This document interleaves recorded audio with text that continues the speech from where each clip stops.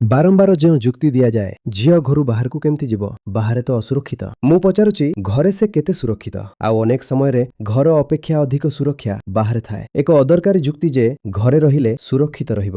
Safe for the vultures. ସୁରକ୍ଷିତ କାହା ପାଇଁ? ମୁଁ ଜାଣେ ଘରୁ ବାହାରକୁ ଗଲେ ସେଥିରେ ବିପଦ ଥାଏ।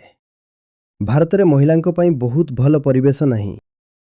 ଏତିକି ତ କୁହ, କ'ଣ ଘର ଭିତରେ ବିପଦ ନଥାଏ? ନା ଆଘାତ କେବଳ ସେବେ ଲାଗେ ଯେବେ କେହି ଅଚିହ୍ନା ଲୋକ ଦିଏ? ନା ଦୁଷ୍କର୍ମ କେବଳ ସେବେ ମାନିବ ଯେବେ କେହି ଅଜଣା ଲୋକ କରେ? ଘର ଭିତରେ ଆଘାତ ବି ନାହିଁ ଆଉ ଦୁଷ୍କର୍ମ ବି ନାହିଁ। ଆମେ କାହାକୁ ମିଛ କହୁଛୁ? ଏହାକୁ କହିବା ଦିସ୍ ଇଜ୍ ଅ culture of security for women? No.